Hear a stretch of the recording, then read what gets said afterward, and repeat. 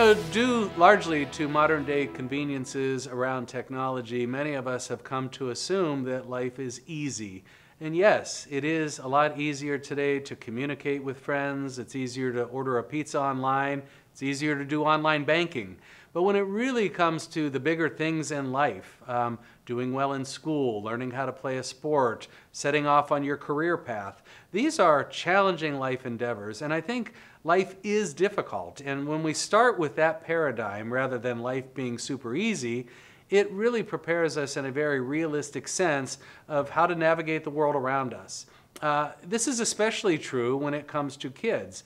Nowadays, many of us expect kids to be obedient and compliant and very focused. In fact, if they're not super focused in school, we immediately label them ADHD, when in fact, focus is a skill. It's a set of skills that we learn, how to pay attention, what to pay attention to, how to self-regulate. There's a lot that goes into proper focus. And so maybe we ought to get back to a reality that life is a very difficult endeavor, and there are plenty of surprises around every corner, and it's really how we adapt to situations, how we come back from situations that are difficult, and what we learn in those circumstances that defines our character.